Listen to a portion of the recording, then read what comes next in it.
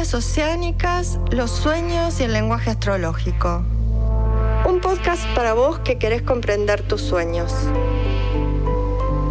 Episodio 2. Hola, ¿cómo están? ¿Cómo les fue con sus propios sueños?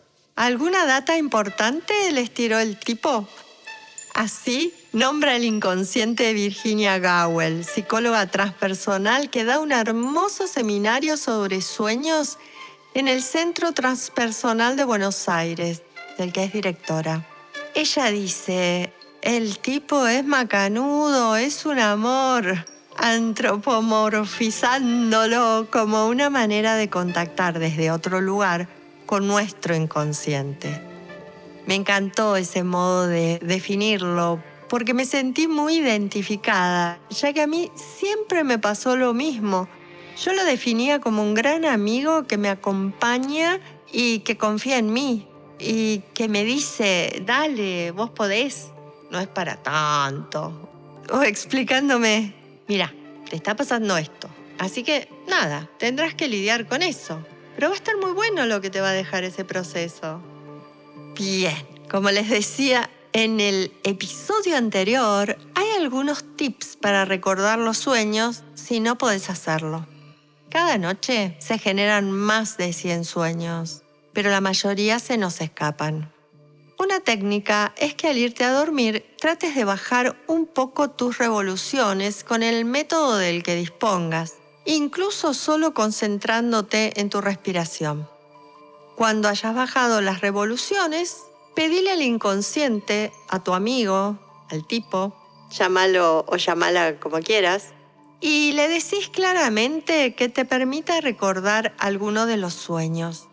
Insistí varias noches hasta que suceda. Y al despertar, si tenés el sueño ahí rondando, quédate muy quieta, tranquila e intentá atraparlo. Rearmar los pedazos que andan girando por ahí. Y si lo lográs, usá la grabadora de tu celu y registralo. Cuando recuerdes alguno de tus sueños o un fragmento, además de ese registro inmediato en la grabadora, ya salvo, trata de escribirlo en algún momento o de dibujarlo. Y vas a ver que en ese proceso suelen surgir posibles significaciones. Contáselo a alguien. Sí, ya sé, no todo el mundo se banca el relato de nuestros sueños, pero intentá. A veces al otro se le ocurre alguna significación que te resuene. Ponerlos en palabras, en imágenes, darles un espacio, anima al inconsciente a darte una mano para que los recuerdes. Como si dijera, qué bueno que me está prestando atención. Entonces le sigo contando. Si aún así todavía no los recordás, trata de prestar atención a las sincronicidades. ¿A qué me refiero? Bueno, lo explico muy por arriba. Si te interesa profundizar, podés leer Sincronicidades de Carl Jung, que la definía así. La sincronicidad es un principio de conexión acausal que describe la coincidencia temporal de dos o más eventos relacionados por su significado, pero no por una relación de causa y efecto. Es decir, te vino a la mente tu tía a la que hace mucho que no ves, tomas un libro y se cae de su interior una foto de ella. Y en esos días te llega una noticia significativa de ella, o te llama, o aparece por tu casa, no sé, lo que sea. No hay conexión causal entre una cosa y otra, pero sí una conexión de significados para vos. Lo que te pido es que estés atento a ese tipo de situaciones. A veces estás preparando una clase sobre un tema y te topas con una publicación o un libro, un comentario, lo que sea, sobre la misma temática que te viene genial. Bueno, eso, prestarle atención es alentar al inconsciente para que siga mandándote información. Y hasta lo hará con tus sueños. Jung decía que cuando reconocemos la existencia de alguna problemática en nosotros, o nos damos cuenta de que estamos atravesando un proceso, aun cuando no sepamos nada de él, estamos inclinados, decía, a prestar atención a una ocurrencia útil o percibir ideas que antes no habíamos dejado aparecer.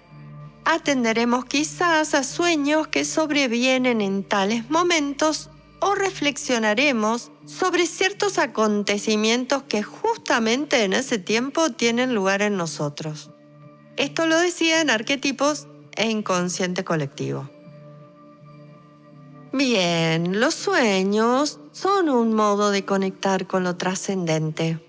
Horacio Gilevich Grimaldi, ya te lo mencioné, este psicólogo junguiano argentino, señalaba en sus clases para la maestría en psicología analítica, en referencia a la sincronicidad, que se trataba de la manifestación del arquetipo psicoide o psicoideo, como si los dioses y demonios realmente habitaran simbólicamente en nosotros. Manifestaba que este arquetipo surge cuando se conecta su manifestación interna y la externa que se encuentran en el plano psicoide. Y decía, es lo que hace que el individuo pueda entrar en lo que se llama epifanía. Vivencia transpersonal porque supera los límites psicofísicos del individuo para pasar a un todo, como puede suceder ante una obra de arte. Esto puede generar en algunas personas una comunicación entre lo divino, ¿no?, entre comillas, y lo terreno. Y Grimaldi ejemplificaba con el Guernica de Picasso, artista que pudo captar el arquetipo social que circulaba en ese momento y plasmarlo. Bien, la epifanía funciona a veces como musa inspiradora. Y hablando de arquetipos, les leo. Los símbolos oníricos son los mensajeros esenciales de la parte instintiva enviados a la parte racional de la mente humana y su interpretación enriquece la pobreza de la conciencia de tal modo que aprende a entender de nuevo el olvidado lenguaje de los instintos. Carl Jung, El hombre y sus símbolos. Bien, dicho de una manera extremadamente simple, y por tan simple e imprecisa, para Jung, los arquetipos, esa especie de personajes, entre comillas, que nos habitan, como el héroe, el trickster, como el guasón, la gran madre, el anciano sabio, el animus, el ánima, etc., son nuestra parte instintiva. Así como un gato sabe treparse a un árbol sin que le enseñen, nosotros tenemos esos modelos dentro nuestro, que intentan pasar a la conciencia. Modelos que nos permiten saber defendernos, salvar a otros, tomar las cosas en broma, nutrir, sostener, en fin, todo lo que es un humano. Les voy a ejemplificar acá con lo que llamé el animus al acecho. En esta parte lo que hago es profundizar acerca del arquetipo del animus en el lenguaje astrológico. Ese aspecto humano asociado a la acción, la razón, al deseo, a las decisiones, ligado a lo masculino, a la energía yang que todos tenemos en mayor o menor medida, en contraposición con el arquetipo del ánima, principio femenino yin, asociado a los sentimientos y a lo receptivo. Los arquetipos del ánima y del animus representan la polaridad masculina-femenina, el aspecto andrógino que posee cada individuo, y esto refiere a las instancias psíquicas, no físicas. En cada uno de nosotros prevalece uno o el otro, pero necesitamos conectar con la parte nuestra que esté postergada para vivirnos como seres completos. El animus en la mujer puede convertirse en un compañero interior inapreciable que la dota con las cualidades masculinas de iniciativa, arrojo, objetividad y sabiduría, dice M. Carolina Vázquez en la polaridad ánima-animus en astrología. Aunque mientras esa integración sucede, suele aparecer en sueños como en los cuentos, bajo la figura de un atacante, un asesino, como por ejemplo Barba Azul. Voy a tomar solo 2 sueños de otra soñadora a la que llamaré Adriana. En el libro abarco más de sus sueños de esta serie, que parecen hablar del proceso de integración de su ánimus, consecuencia de su gran trabajo interno. También el libro abarca más datos sobre lo que muestra su carta acerca de su dificultad para traer a la conciencia a este arquetipo. Acá solo mencionaré unos pocos. Entre sus energías yang encontramos a su desaforado Marte en Aries en oposición a Urano que alienta con su huracán a ese fuego iniciador y deseante. Ese Marte está en casa 4.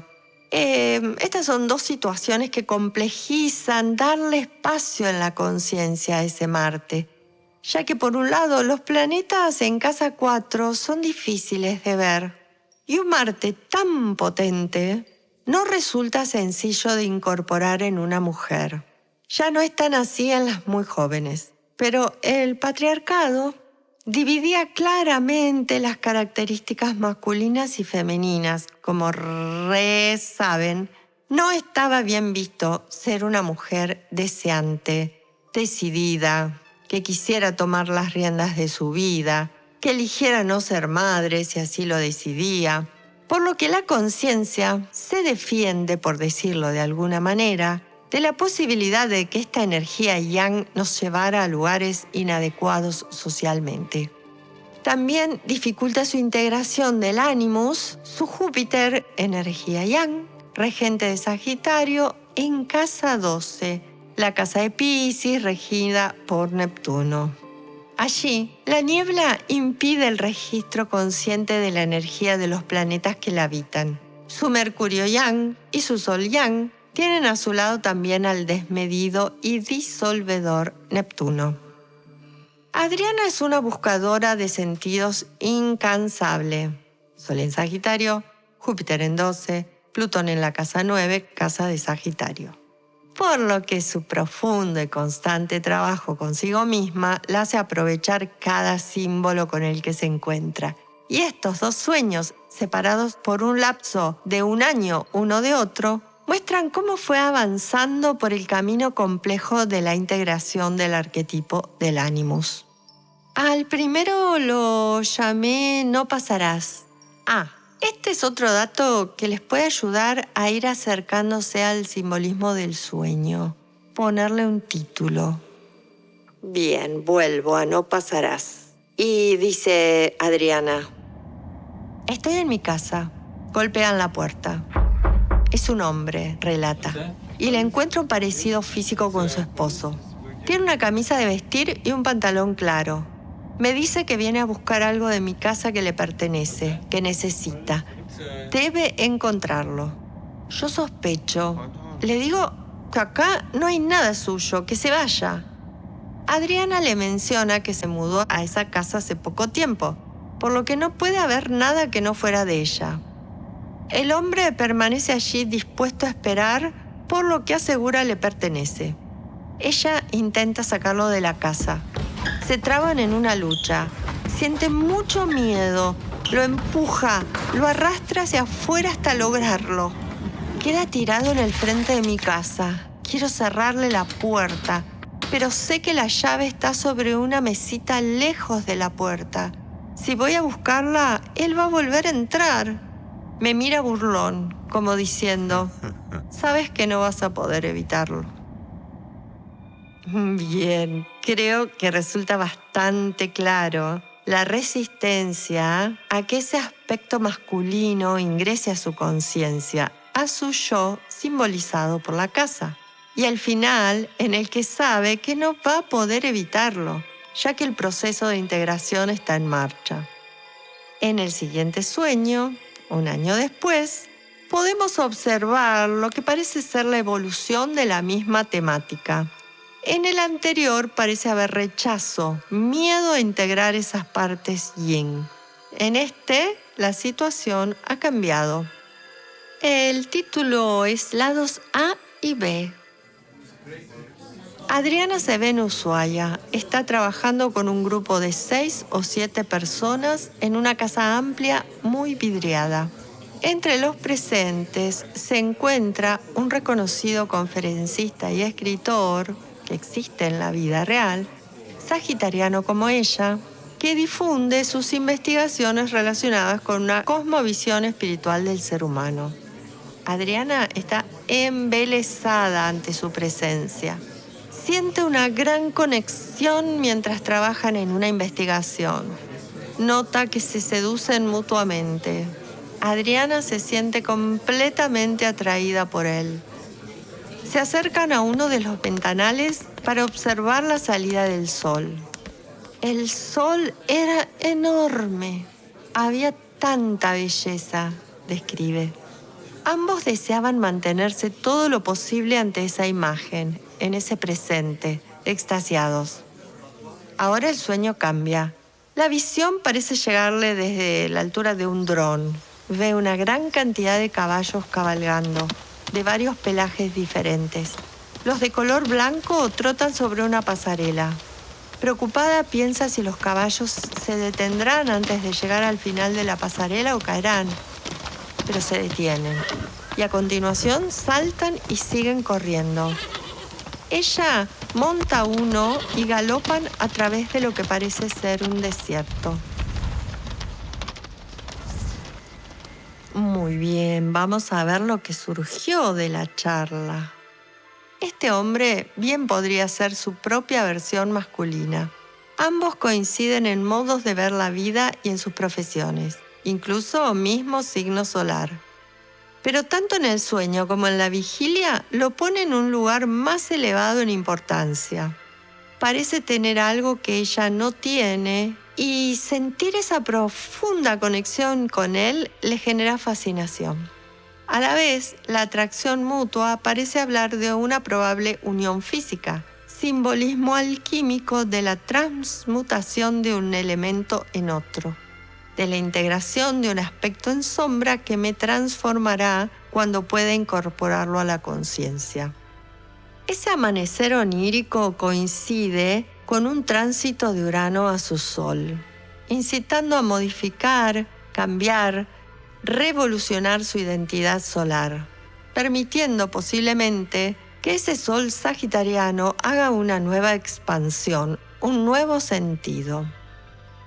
En el relato define la observación del sol naciendo junto a este hombre con la palabra éxtasis, palabra que me remite al libro de Robert Johnson, Éxtasis, Psicología del Gozo, en el que se nombra como éxtasis a la consecuencia de contactar con alguna parte en sombra y lograr integrarla a la conciencia.